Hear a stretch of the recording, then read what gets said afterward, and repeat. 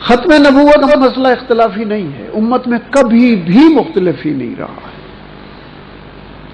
اور اس کے اس بات کے لیے 100 آیات قرآنی موجود ہے، 200 ارشادات نبوی موجود ہیں،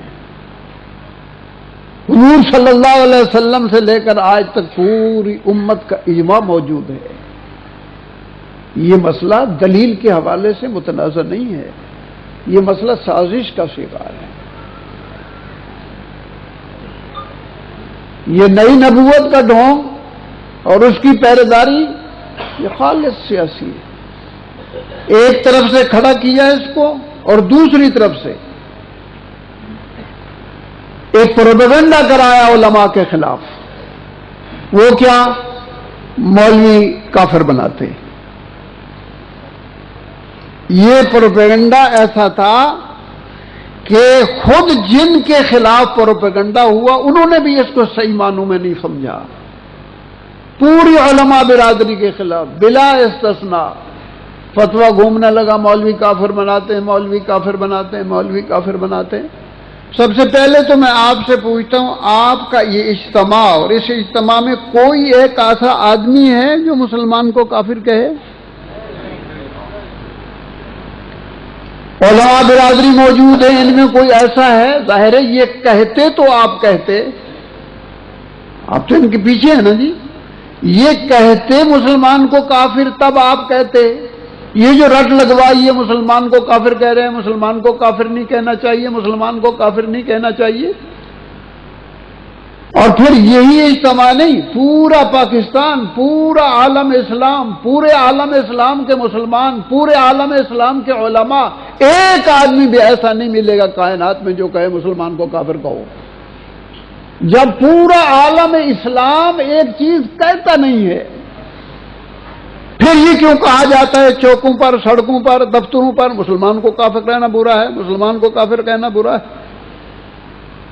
جب کہا نہیں جاتا، کہا نہیں گیا، پھر یہ بات کہنا کہ مسلمان کو کافر کہنا، معلوم ہوتا ہے اس کے پیچھے کوئی اور بات ہے۔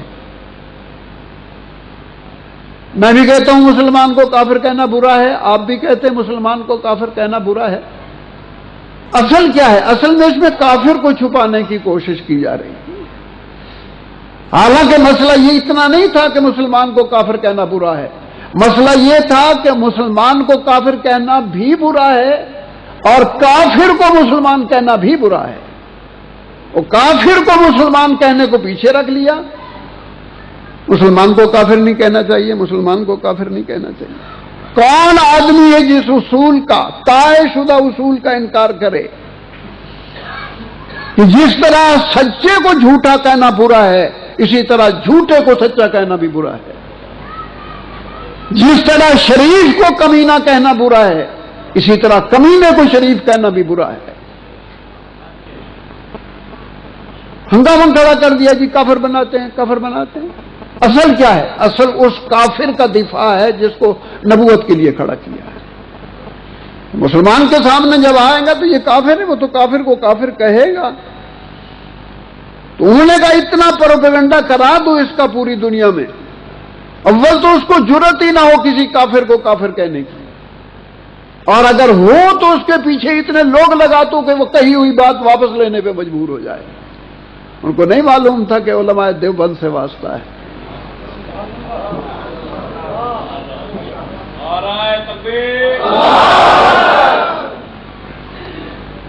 کراچی میں تجاوزات کا مسئلہ چلا، ہائی کورٹ نے فیصلہ دے دیا کہ جہاں مسجد آئے دہا دو۔ مفتی ولی حسن صاحب رحمۃ اللہ علیہ نے فرمایا، فتویٰ دیا کہ مسجد تا قیامت مسجد ہے، اس کا ڈھانا غلط ہے۔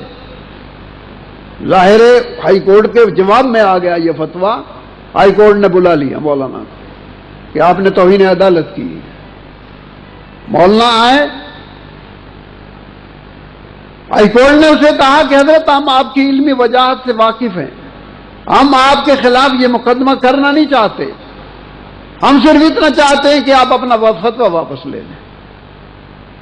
مفتی صاحب نے فرمایا میرا تعلق علماء دیوبند سے ہے اور ہم پہلے مسئلے کی تحقیق کرتے ہیں پھر فتویٰ دیتے ہیں، جب فتویٰ دیتے ہیں تو واپس نہیں لیا کرتے۔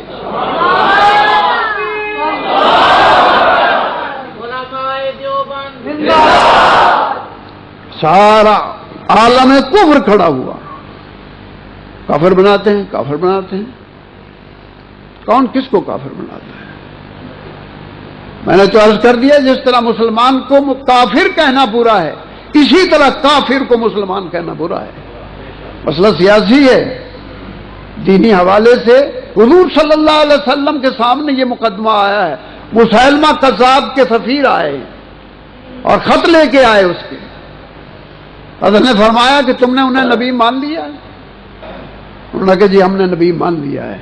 حضور صلی اللہ علیہ وسلم نے فرمایا دنیا کے دستور کے خلاف نہ ہوتا کہ سفیر کو امانت دی جاتی ہے، میں دونوں کو قتل کرا دیتا۔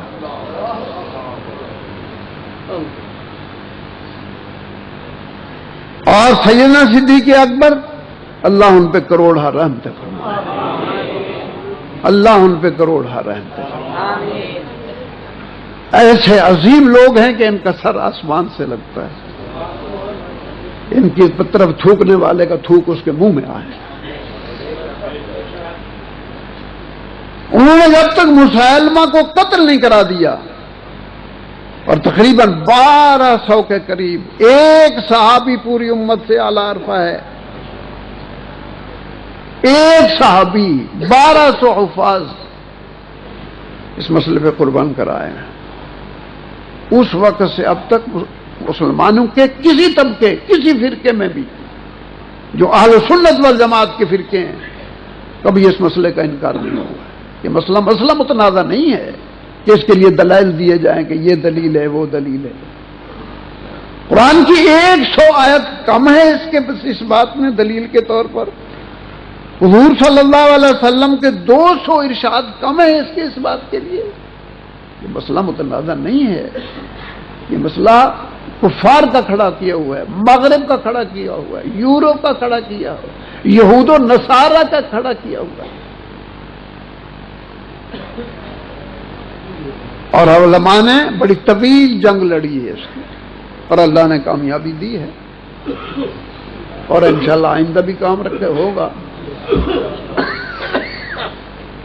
باقی میں غیر سیاسی آدمی ہوں، مجھے سیاسی لوگوں سے زیادہ دلچسپی نہیں ہے۔ اتنی بات طے ہے کہ اس مسئلے کو اگر کوئی چھیڑے گا تو انشاءاللہ مسلمانوں کا بچہ، عورتیں، مرد، چھوٹے بڑے، جوان، ضعیف ایک ہو جائیں۔